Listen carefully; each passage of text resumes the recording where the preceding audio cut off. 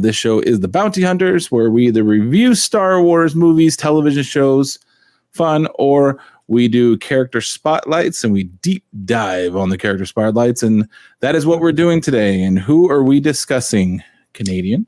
We are going into the Jedi himself, Kanan Jarrus. Kanan Jarrus, you say? Is this our first Jedi? He is the Jedi. No, we've done a few Jedis before. Oh yeah. Anybody who fought the Emperor, we took care of that little group. Well, I guess except for Big Dog, but other than Big Dog, we kind of took care of that little group. Right.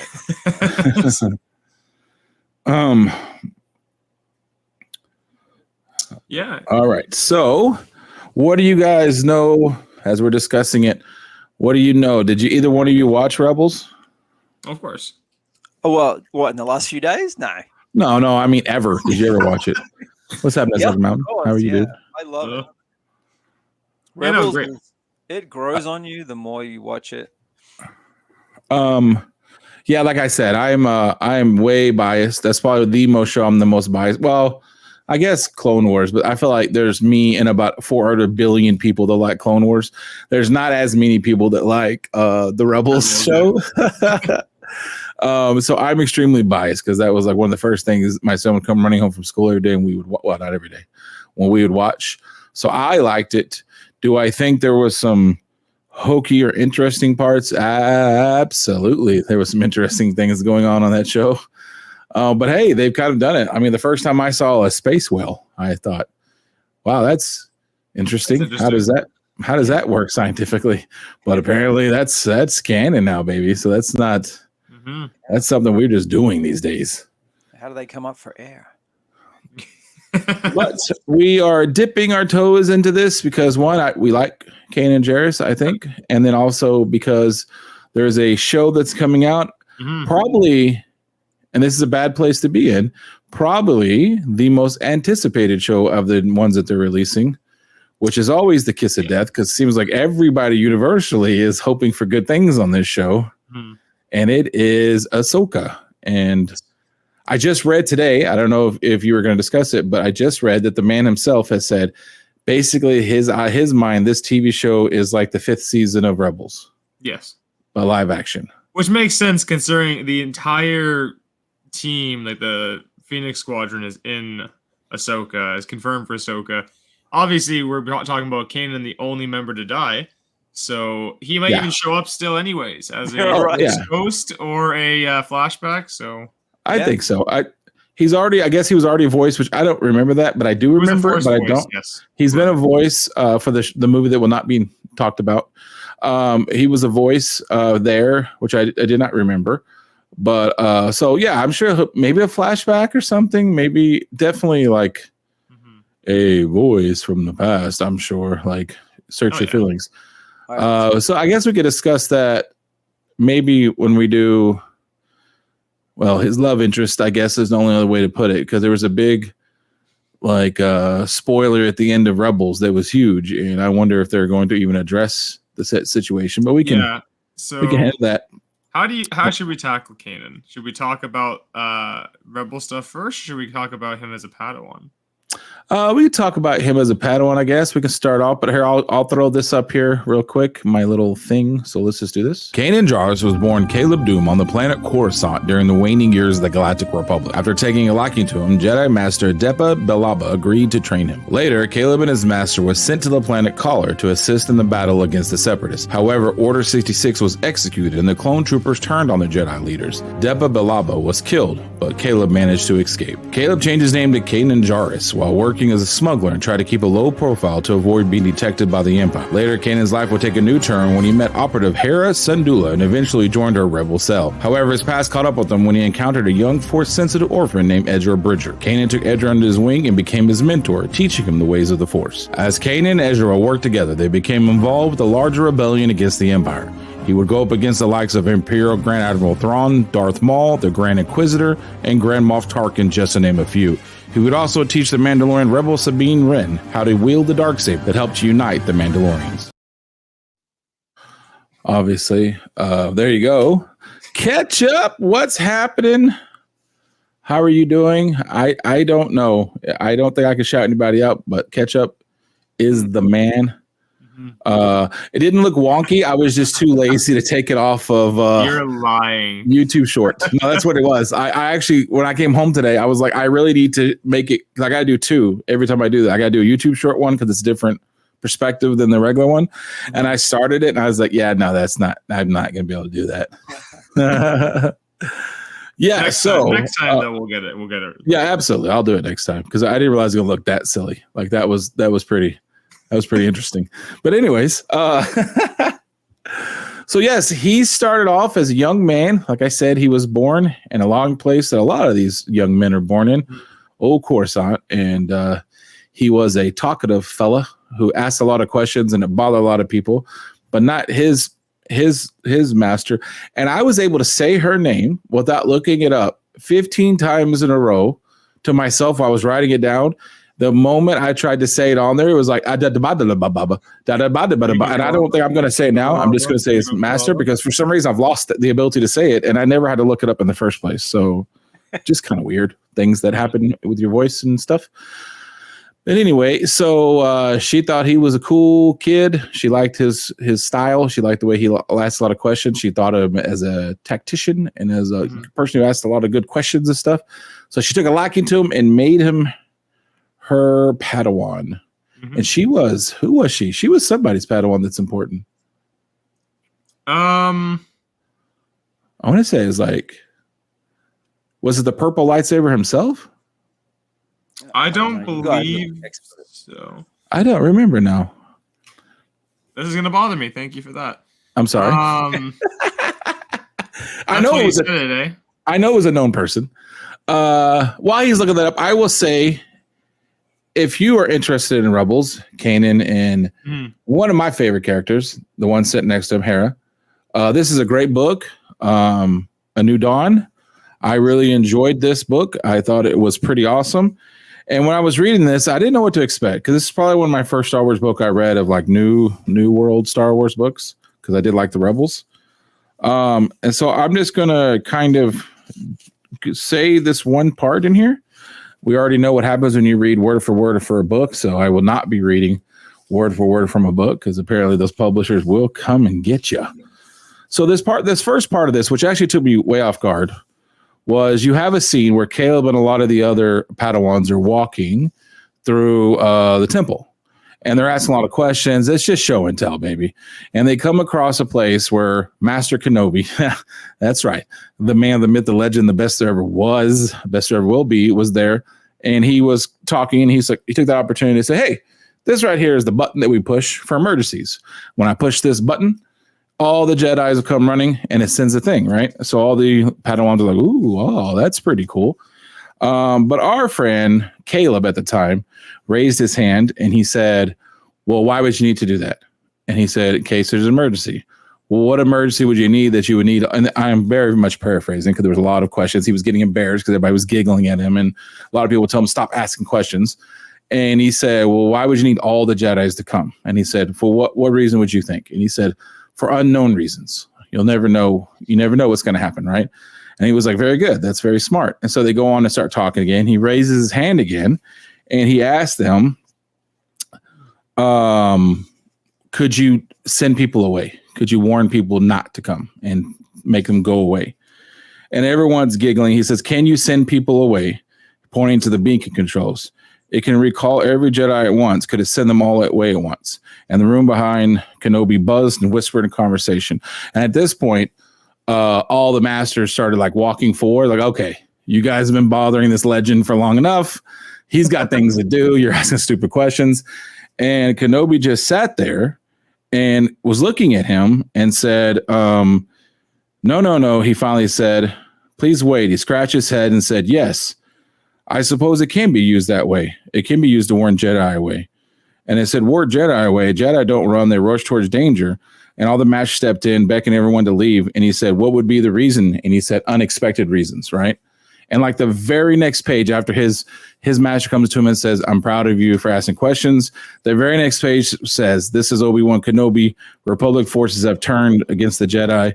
Avoid Coruscant, avoid detection, stay strong, and may the Force be with you." So it was just like days later that he did this. And you find out that it was Caleb Dune, also now Jarrus, who's the one that gave him that idea, and he didn't think about it. And when I read that, it was actually kind of like, holy crap. Like because I wasn't expecting that. And I was like, oh my God, that was kind of a big moment in that book for me, that it came from him that gave him the idea to say, it's a code red. The shit's hit the fan. Don't come back home. We'll call you. Don't call us. No, the seed is planted for warning Jedi away from Order 66. Yeah, and it was interesting. Well, yeah, the book just goes into like, I liked it because it goes into like the relationship with Hera and him a lot. It does get the relationship with Hera, but also shows like that he wasn't. I don't want to say he wasn't a good person, but he drank a lot. He was a scoundrel. He was the opposite of a Jedi on purpose. He robbed. He cheated. He stole. He was a smuggler. He was a pilot, just doing everything he can to survive. But he was still a decent person. So if somebody fell down a hole, he would capture. He would stop them from falling. And then Jesus, now I got to leave to another planet or whatever. And then it just shows kind of what a Jedi who survived went through, like in the dark underbelly of the worlds, and then trying to have to ignore hurting people. If people are hurt, they have to kind of ignore it. And I just thought it showed that kind of interesting part. And that's always part I like. So he's the everyday like, people. He's like a Jedi Han Solo. Yeah. And then, but that's kind of what we knew until Bad Batch. Well, yeah, no, that leads into some fun parts where, like, obviously for Rebels, that was where we got most information from in the book. And then they had a comic series as a prequel showing him as he was younger, and then some Rebel stories, which was the reason where we saw the Order 66 from originally. And then when Bad Batch came out, they retconned that entire thing, where it was still the same kind of event, but it played out similar but completely different at the same time. Like similar but different. That's the story of Disney Star Wars. Not that I don't love you. By the way, I love everything Disney. I think the mouse is the greatest invention ever made. And in no way do I own the rights to any of these characters we are talking about. All power and glory to the one and only, the Disney world. And I hope I do not offend you in anything that I've done so far. All right. Now. Yeah, and that one was interesting just because I mean, we've seen it before, but that was one of the ones where like they're hunting him down like a dog, and it wasn't just like a quick, like every other one, whether it was a cartoon or stuff. Order 66 happens, they shoot the Jedi dice, or they shoot him out of the sky, or they blow him up in a cannon or whatever.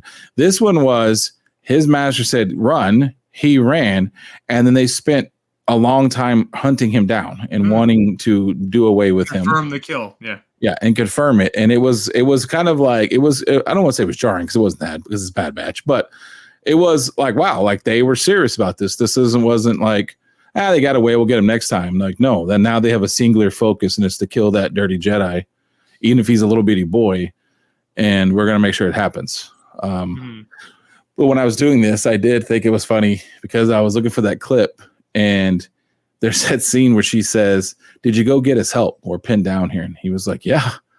And she's like, "Well, where are they? Because we need like a whole battalion." He's like, "It's like 5 of them." And they're like, 5? And he was like, "Yeah." And then you hear all these explosions and everyone's dying or whatever. And then all of a sudden I think they say, "Are you going to just sit down there and do nothing or get up there and help us?" And then you hear that whisper. And it was kind of corny, but it was perfect for Bad Batch back then. It was like, oh my God, that's, and they're like, like Order 99 or Team 99 or whatever they said at the time. I was like, oh yeah, that was kind of funny. Cause it was like watching an old 70s movie, like Dirty Dozen or something. These like 6 guys show up. So yeah, that's it for his like youngster stuff, right? Yeah, because he goes on basically kind of do some like smuggling scoundrel stuff with a guy for a while, and then he moves on by himself, and then creates the name Kanan. And then then all the way up until basically meeting Hera, and then joining Rebellion, more or less. Yeah, they had they met at a mining colony. and Hera was already deep into checking out these dirty Empire people, and she was already deep into it. She was already causing problems, havoc. And so she went there because there was rumors that this was a particular nasty mining colony. And he just happened to be there because this is a perfect place for a guy hiding out from everyone to be at the nasty mining colony. And yeah, so he kind of saw that she was a good person. She caught him using the Jedi powers. One thing led to another, and they teamed up and were the first two. I would say probably they're probably the first two like rebel. Yeah. Like, what do you call that? Like the little rebel group. I forgot what it's called, but Cell. Rebel Cell. Yeah, they're probably one of the first official cells, I would think. Rebel cells. Yeah, well, that's what in the canon and with this, that's partly where the rebel symbol comes from, is like the Phoenix, which is what they were, the Phoenix Squadron. That's that rebel symbol is partly because of them. So, because there was another fellow running around, but yeah, it was a terroristic type situation. More terrible cell leader. What I think is interesting, do you guys find it interesting? I know this is a little bit off topic, but Saul Guerrero has been getting mentioned a lot lately. And I think it's interesting he's been getting mentioned a lot lately because he was somebody that they kind of, let's put him off to the side. Let's not discuss him. And now they're like, it's Saul Guerrero. He's basically in every single thing. Like, obviously, he was in the last season of Bad Batch. He was in Andor. He's mentioned it. Yeah, he was in Andor. He was all this better stuff. And on top of that, without going in spoiler stuff here, let's say he's shown up again very recently in something that's come out. Yeah. And on top of that, he's probably going to show up in more.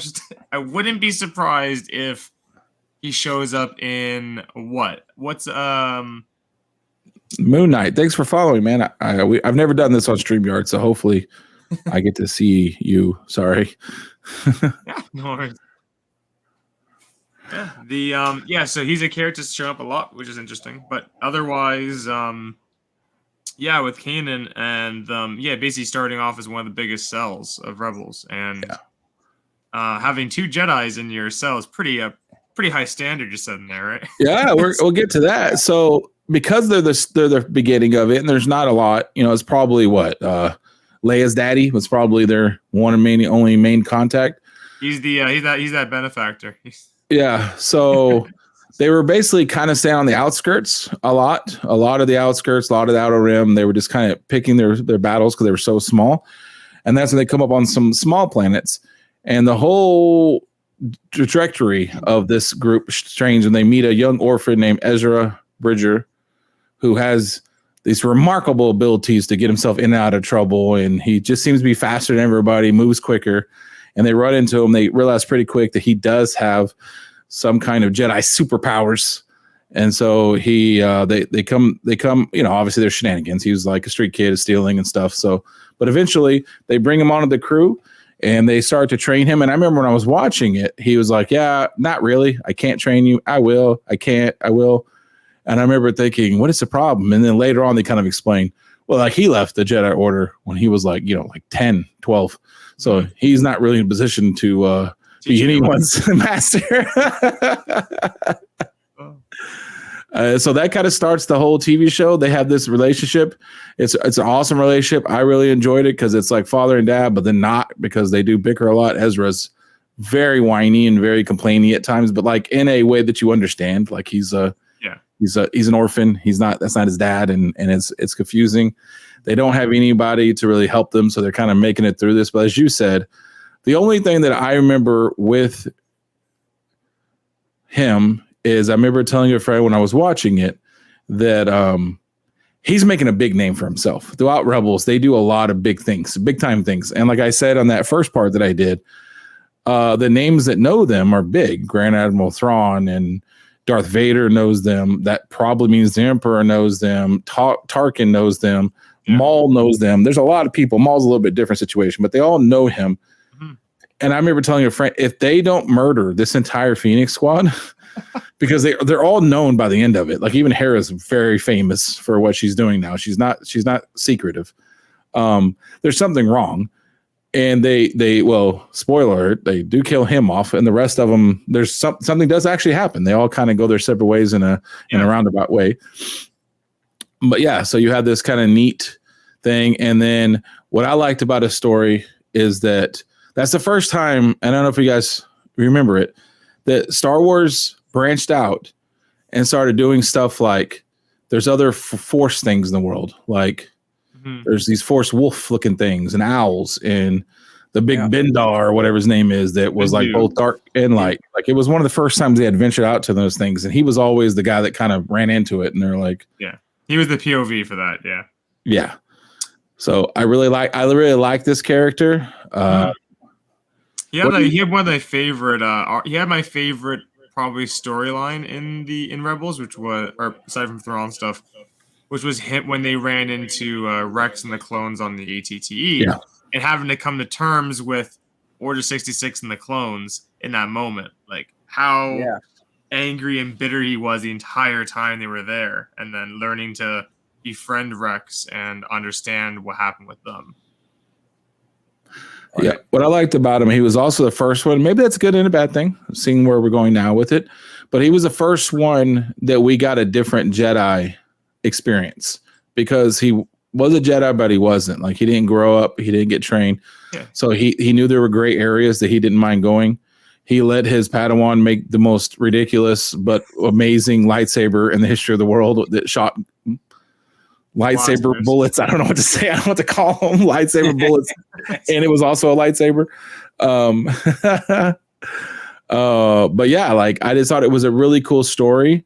I know a lot of people didn't like the art. They didn't like the art a lot. And it did get a little crazy. Sometimes it went a little bit out there, but it was very much towards children. So they had to have those kind of crazy moments.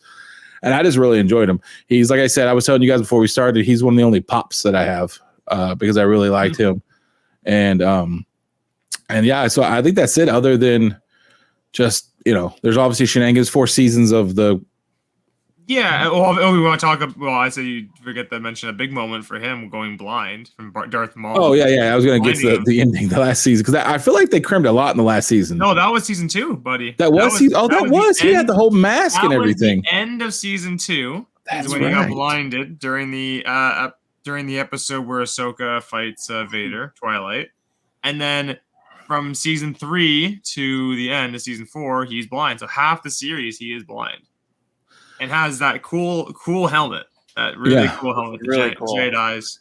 I will say, now that I think about it, what you were saying, thinking about the clone, thinking about who ran, obviously, the Rebels, whose baby that was. It makes sense on some of the shows that are coming out now, because he was like the king of like, hey, guess what? Guess who's going to be here next week? Maul is showing up, and he's like, he basically has a cane that's also a lightsaber, and this is going to happen, and that's going to happen. Ahsoka showed up. Ahsoka and Darth Vader had a standoff. Like, there was a lot of crazy stuff that happened in this show. But yeah, so Ezra, I don't know, Ezra was weird to me. We'll do a show about Ezra, obviously. Ezra was weird to me because Ezra could be the most powerful Jedi in the history of all Jedis, and then be powered down depending on plot needs. Like, he could speak to every animal on the planet at once and have them all come help, or he didn't have the ability to talk to one depending on what the plot was needed. But because of that, he got a lot of attention, and Darth Maul really wanted him to be his learner, his apprentice.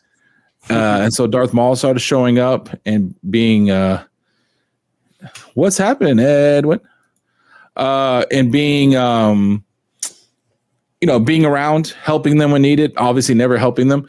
So he helps them. They get trapped in a Sith temple, I believe it was, right? Yep.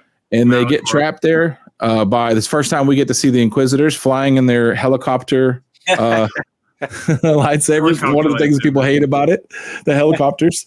They came in their helicopters, and Darth Maul helped dispatch them all. Vader shows up. All hell breaks loose, obviously, every time Vader shows up. And Maul, at the last second, shockingly turns on him. They fight, and he blinds him. And yeah, Sabercopter. That's right, sir. Confirmed. Sabercopter.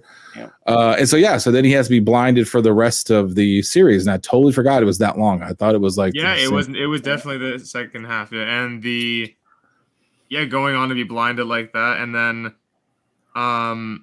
one other thing I guess we should talk about as well, which we don't know anything about, is their kid. Is the what? that Kanan and Hera conceive a child at the end of season 3, have a They do. child who I imagine in Ahsoka we're gonna get more information on him, but Maybe. he's just there. He's there as a full on like little kid teenager. How old will he be in Ahsoka? Well, at the end of it's hard to think. I think the flash forward at the end of Rebels is like set just after Return of the Jedi, I believe. And he's like, he looks like he's like maybe 6 years old or something. Yeah, he's pretty young. Yeah, 5, 6. So I would presume after that, with teenager, he probably is like late teens, like maybe 17, maybe.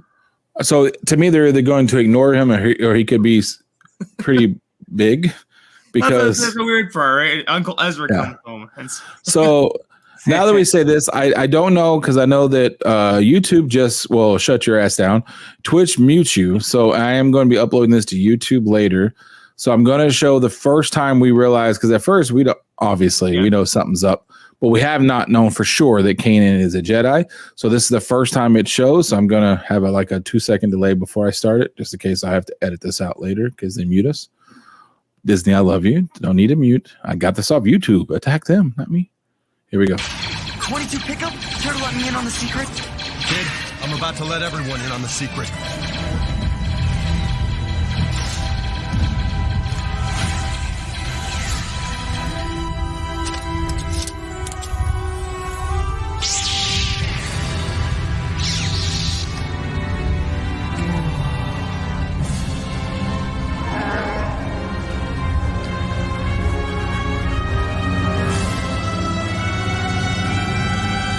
Troopers, focus your fire on the Jedi.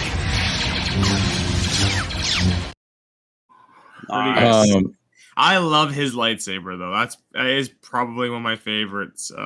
It's just components around his belt, man. No big deal. It's junk. It's just junk on his belt.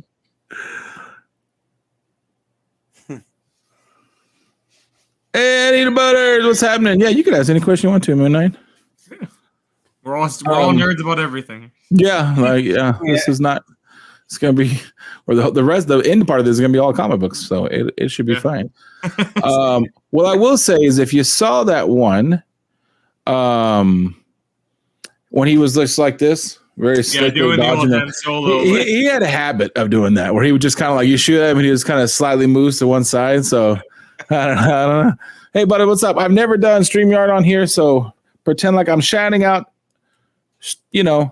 Butters and Mendoza, they're all awesome. If you're not following, please do. And I never noticed the music when he pulls his lightsaber out. Yeah, I didn't either. And I bet you Disney's gonna notice that, because I went, oh no, the moment I heard that, because that's one of the ones they really like you not to do. They don't want you playing that one. So I'm a little concerned about that, but we'll see. We'll see what happens. All right, and then we might as well go ahead and play. This is where I talked about it, and this is unfortunately the man's death scene.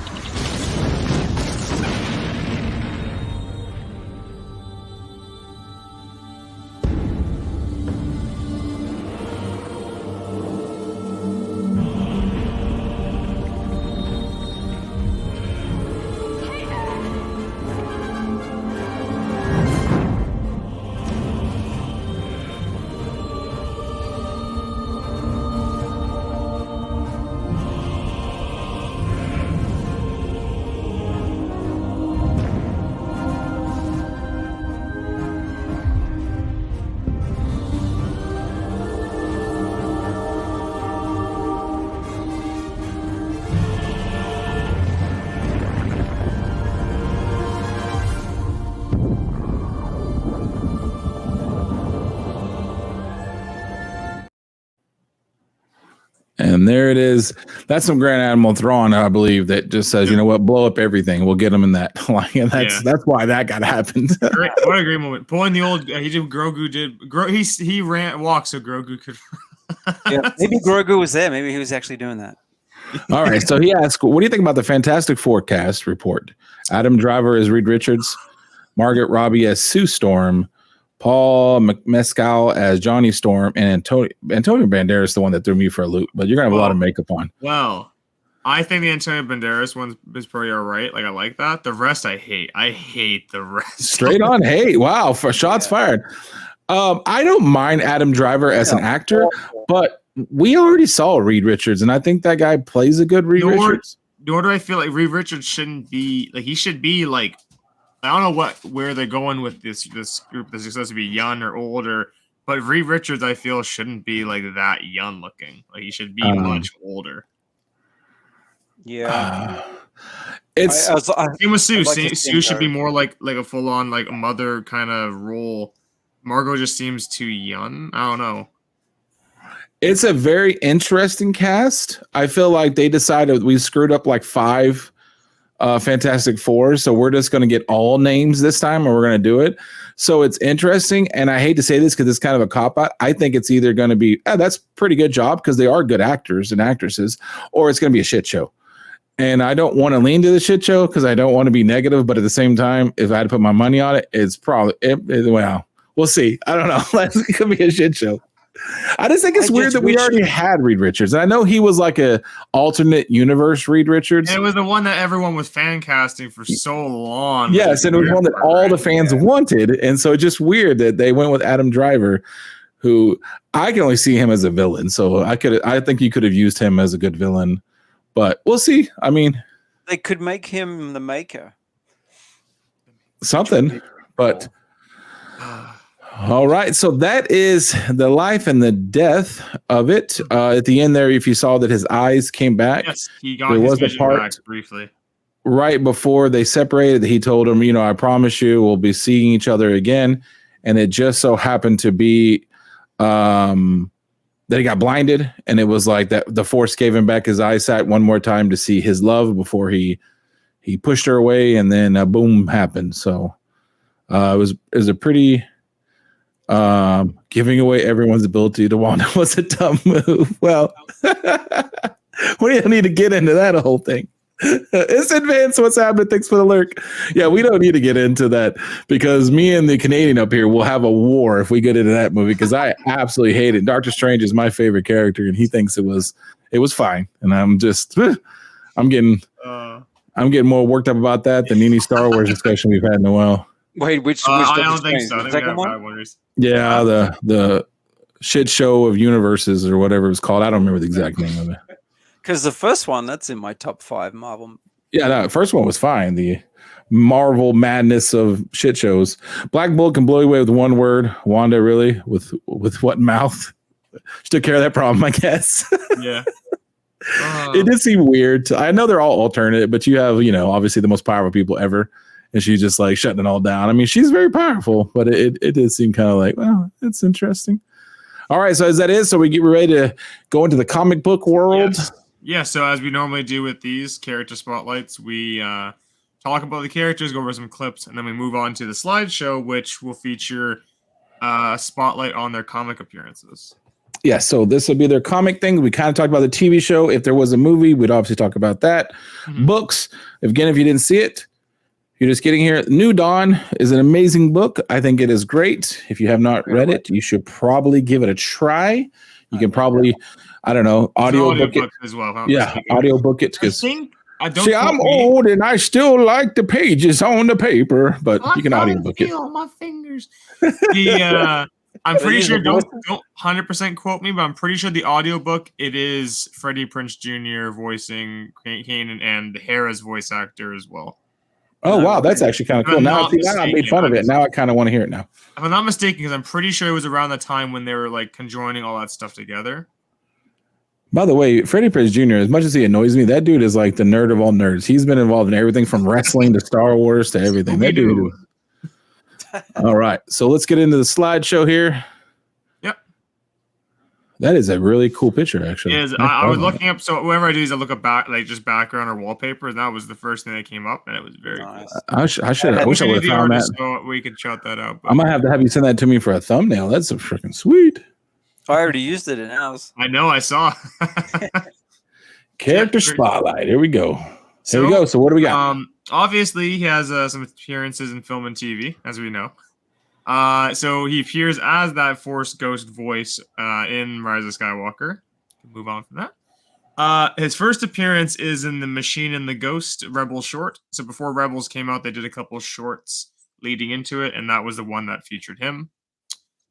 Clone Wars, he's in the final season, and Old Friends Not Forgotten as a hologram. To which they reused the same model. So when episode 1 of Bad Batch, season 1, that's when we got the Order 66 scene, and retconned the comics, as we'll talk about in a minute. He also shows up again as the Padawan in Tales of the Jedi in the Practice Makes Perfect episode, where Ahsoka is training with the clones. It's really cool because we got to see that quick little shot of Anakin and Ahsoka together with him. So it was a really cool kind of. It was for the fans, obviously. Oh yeah. And Rebels, he's in basically the entire series. So I just highlighted a couple episodes specifically. So episode 1, Spark of the Rebellion, is the first one he shows up in. Droids in Distress is where Kanan takes on Ezra as his Padawan or Jedi in training. So episode 3. Episode 22 of season 2, which is the finale. Kanan becomes blind from Darth Maul. Kanan also, so season 4, episode 5, so nearing the finale. The occupation episode is where Kanan and Hera conceive their child, Jason Syndulla. They confirm that specifically. Yeah. Glad you confirmed the exact time where they were. Well, it's funny. They go yo, we haven't had time alone together in a while, and then Wow. It's funny because it's a nice ship, but it ain't that big. There's a lot of people living at that ship at the time. There had to be some hey, now come on, guys. We didn't do it on the holo table, holo chess table. So the Jedi Knight is episode 10. That is the death of Kanan, as we saw in the clip. And those are some of the big moments. Have we had a long history of Star Wars having mixed race children, like mixed species? Well, that was the interesting thing, because for the longest time, there was no confirmation that Twi'leks and regular humans could mix. And then after some time, they started doing it. Like in Clone Wars, you had that's right. They did have one in Clone Wars. You're right. Yeah, the clone that renegaded with the Twi'lek. I forgot about that. Was the first time that was ever confirmed that was possible. And then sweet. And then they started doing it, more and more. Here we go. Yeah. So comic appearances. So he had his own comic series, which was called Kanan, The Last Padawan. Hold on, let me do it. Let me get there. Yeah. For all the people looking to go on eBay and make some money. By the way, you are way too late, but we'll talk about some spec real quick.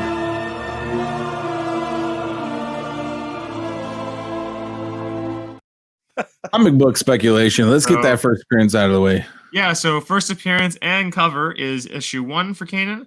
It's also technically the first cameo of Phoenix Squadron. Technically, it should be the first full because they all talk in it and they have a thing. But issue 6 is their first time they have a true role. But for the rest of the series, the other moments of importance would be issue 2 is the Order 66 issue where they follow the whole time. And issue 5, so this is where I noticed it. Issue 5, when he leaves the other guy for bounty hunting and he goes off on his own, that's the first time he announces himself as Kanan Jarrus when someone asks him. That's the first time there. And then the rest of the series, issue 6 through 12, is more with the Rebel team himself. Then he showed up in Adventures from IDW, issue 7 and 8. Is just a 2-part Rebel story there. And then Thrawn, issue 6, the finale of that, he shows up in Thrawn's imagination, thinking about the future. And he has one variant cover separate, which was from the Sprouse 50th anniversary variants. It's the Rebels one on issue 18 of Star Wars. And there it is. Yep, so that's the first time we see Kanan in comics. Right there. It's very good gorgeous art. Covers. Gorgeous covers from Brooks. Yep. Yep. Very nice. Very nice. Mm-hmm. If you have one in your attic and you're wanting to help out a nerd, I don't mind getting it from you. But you probably should go on eBay and make a couple dollars. So did he just make his name up? Where did it come from? I think I don't think they mentioned it. I think they just made it up, didn't he? So technically, the Jarrus comes off of the so the guy he joins up with for a bit. He kind of saves them and teaches them to smuggle their way. His name's Janus. Yeah, it's Janus, but it's not Jarrus though. The Kanan part, I don't remember him ever saying why it was Kanan, because the Janus made sense. The Janus, but Kanan was just kind of a pick. It says Marvel because Marvel is the ones that make these comic books. Yeah, so from 2015 onwards, Marvel got the rights back to the Star Wars comics, and they've been doing it. IDW did some smaller all ages series, and Dark Horse has come back now to do with them as well. Dark Horse, who was originally, once Marvel was done in the 70s, Dark Horse took over the license for the majority of the 90s through the 2010s. And if you see Marvel, that's probably pretty decent. We're going straight down the line storytelling. If you see Dark Horse, you don't know what you're getting. They can go off, they can go rogue, and it's awesome. I love Dark Horse from the early days because they can go rogue and they can just make up a whole nother alternate world if they want to. But Marvel is usually straight line. We're doing what and funny enough, all the Marvel, I don't know, most to nearly all the Marvel Star Wars comics that have come out have all been great. Or at the very least, they've been good reads. There's no like bad stuff going on. I would say the Marvel Star Wars books are better than the Marvel books, but that's just my opinion. Yeah. Well, and so also the Marvel books are generally what's considered canon, right? Yes, they're all everything from Marvel comics. Currently, is all canon stuff. While the Dark Horse and previous things were Legends material. Yeah, Daddy Lucas went a little free with his license. He kind of let anybody who wanted to get in on that. He kind of let them tell whatever story they want to. Disney had to ring that in a little bit. They had to rein it in. Yeah. And one thing to note, if you're reading it like I do, a majority of them on the app, the Marvel app, they're all Marvel, even the old Legends Dark Horse books. Oh, we're saying canon in terms of like this is the canon storyline. Like you have Legends, which is all the old material before Disney bought Star Wars. Everything from Disney onwards is called canon. So CANON. Yeah. So like from this point forward, from like 10 years ago, probably 2015 onwards, every book, every comic book, every video game, every TV show, every movie has to be approved. And it has to be canonized, which means whatever happens, which is why sometimes you see Star Wars nerds like us lose our mind because we just read something totally different in a comic book. And then the people who make the movies kind of ignore it and do their own thing, and it breaks canon. That was the whole point of them doing that, so they can basically bring everything to the same. There's no contradicting each other anymore. Everything is unified. Nothing's kind of mixing, which it didn't matter because this is what happens here. This is the Order 66 scene. This is what it was for the longest time, and we're gonna see it. And then you can go back and watch Bad Batch and see what they do differently. And it technically follows the same idea, but it does it worse. So here's the Order 66 scene where they have their forces are camping out with them, having lunch and enjoying their time, and they have two of the basically the commander and captain there in the red. And what happens is, as they're having your dinner at the campfire, they get the Order 66 call and then turn on them in the middle of the night. And they're alone. It's just Deepa and Kanan. There's no one else with them. Well, obviously, we also are saying Kanan because that's his name. So Kanan. And listen, there's a slurry, kind of mumbly talking Texan who goes off on different accents, and there's a Canadian and Australian here, so there's going to be a lot of words said very weird. International panel. So yeah, from going from left to right. Though. Good Lord. Great. So from left to right, you get the moment where they're gonna shoot down Kanan. Deepa tells her to run. She gets shot down. They just walk up to her, even at Ayla Secura style. She's down on the ground dead, and they just go up and just keep shooting at her. Bite-sized bits. You can't learn it all. Bite-sized bits. You can always watch the Bounty Hunters, and we'll help you with that.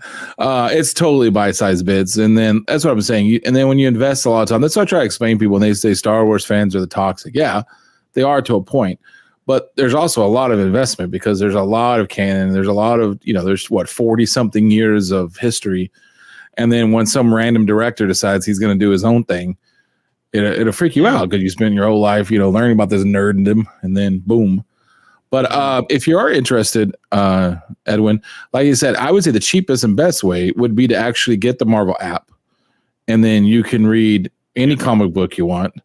Obviously, Disney Plus does that, but I would say because now if it says Marvel on it, then you can read it, and that is getting you the story. The Marvel Unlimited app has all the modern stuff they've been doing, and they update it as more will come out, like 3 months prior, and then on top of that, they have all the Dark Horse comics on there as well. If you want to go back and read those, but they label it Marvel. So I'm about to say we're probably about to see that they just go ahead and change those to Marvel, even though they were Dark Horse to begin with. And then the scene where once Kanan makes the escape, he gets the call from Obi-Wan saying not to come back. Don't come back. And then over here is issue 5. This is the cover to it, and then it has the moment where Caleb Doom is his original name. Changes his name to Kanan Jarrus. And I believe we had some discussion about that, and there's still a lot of discussion. But from my vast, let's call it Googling, we first heard that he was called Caleb on the Rebels, and I believe Darth Maul was the first one to say his name out loud. Yeah. But everybody kind of knew who he was. Nobody said it, but people knew that he wasn't who he said he was. And then later on, how do you say that thing? Bondi, Bendu. He's like this big bear thing of the Force. He knew who he was right away. Said his name right away when he walked up to him because he's like some spiritual creature of the Force, mysterious.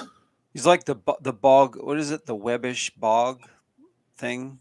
Yeah. So this comic, by the way, came out when Rebels. This came out like 2015-16 as well, like pretty early. I think 2016 maybe.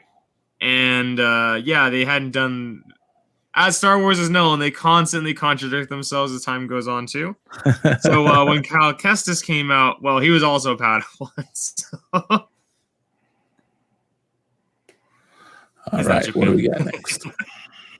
So these are the two IDW issues, Adventures 7 and 8. So it was just the all kids issue. Yeah, pretty much it. I like the art style. The art style's great. I love it. Star Wars Avengers. My man. Thrawn issue 6 is it adapts the Thrawn book, the first one, and at the end there, it's him thinking of or imagining the Phoenix Squadron there. A really cool image of them in the shadow. That's cool.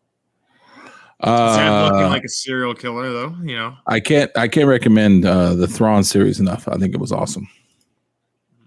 And then this was the variant cover, the Rebels one for the 50th anniversary. So, yeah. I never even saw that here. All right, that's a good cover. Otherwise, his main series has a ton of variants with him on it, like from animation variants to some really good ones. So that series, honestly, you can't get enough of it. Yeah. And outside of that, so toy-wise for him, the left one is his first toy. That was from the Rebels collection. And then on the right was a fun one I saw, which was him in the Stormtrooper outfit. I don't have that. I have the one on the left, but I don't think I have the one on the right. Mm-hmm. That's disturbing. Both of which are the 3.75s. And then there was the 2 Black series. The left was the first one they did from the 2014 stuff. And then on the right is part of the Rebels collection. That right one is great. I have the one on the right. Mm-hmm. The right one's really cool. That's part of the same collection that your hair is get you at the back. Really? The right one? I need it. The right one is the one that you can actually get as affordable. The left one is the original one. Yes, the left was the first Black series, so it's much more expensive. But the right one looks better, I think, because that purple hits really nice. Yeah, well, hers is purple. Well, kind of, yeah. Right. Yeah, it's purple. Yeah, I can tell you what, though. I mean, I can get you one of them. I see you have a comic book back there that I could trade you one of them toys for immediately. We can make that deal right now. Maybe. So this is really interesting. I'll tell you right now. I didn't know about this. You're not going to like it, though. I'm going to tell you something really interesting. So this is something I didn't experience this, I feel. So his first Lego set was the Ghost they did for Rebels. It was actually a limited edition set. It was a limited edition set. And the issue is it was released in Canada here, and Kanan has black hair. They later reissued it with brown hair. It was an issue. They shouldn't have had it as black hair. Apparently, it was supposed to be brown, and they had to redo it again. That minifigure alone, right there, to buy that minifigure on the low end is $400 US. No. What? I'm not kidding you. It's one of the more expensive Star Wars minifigures. It is because he's not supposed to have black hair. It was only released in a Canadian set, and they had to take it off shelves pretty not long ago. What's happening? Dark gray Jedi. Yes, his first minifigure is one of the more expensive Canadian, or one of the more expensive Lego Star Wars figures. What you're saying is there a hair in there? Yeah. Yep, there's a Hera, a Zeb, Kanan, and a Rebel Stormtrooper, so he has the really weird looking helmet. Oh, neat. But why don't they have Ezra? That's kind of strange. Yeah, who knows? Can't get them all. So anyway, be able to look out of here. You're at a I don't know, like a yard sale or something, and you just happen to see this box. Might want to pick it up. Yeah. Pretty crazy. And then his seconds, this is another one. He has a couple other Lego figures. But there's that mask. That's hilarious. He has the mask. And this set is the little Phantom from the ship, and it's Kanan with the mask, as well as Thrawn and it has Thrawn. And that Thrawn one's also expensive too. Damn it. Apparently they're going to be remaking the Ghost as a bigger set for Ahsoka. Okay. So. Oh, I need that Thrawn. That lightsaber's neat. It looks like he's got a pauldron on his face. Did you worry about that? Sleeping mask. Ski mask. I feel like it was even bigger and more ridiculous on the show with even that. I feel like they actually they might have shrunk it down a bit. Yeah. So that would be the Kanan spotlight. All right. So that is Kanan's spotlight. That is all there is to know. Well, as far as we know, there is to know about him. He's an amazing character. You should get to know more about him. If you like watching Star Wars cartoons, I suggest watching the Rebels. I think it was fantastic. I enjoyed it. Mm-hmm. And that's it. What are you guys' final thoughts about Great Mr. character. Kanan? I hope we see him later on with the flashback or at least a voice ghost for yeah, that'd be nice. Okay. Yeah, flashback would be good. Yeah, Mendoza, it's the same. Jaro, T'Pol, and Zeb are the same species. I can't remember the name of them offhand. Purple Sasquatch monkey thing. Purple people eater. What are they called? I don't remember what they're called. They're people. Yeah, I can't remember the name either, but they were originally the concept art for Chewbacca's. They were. They were originally supposed to be the Chewbacca's people. Really? Which is pretty cool when you think about it.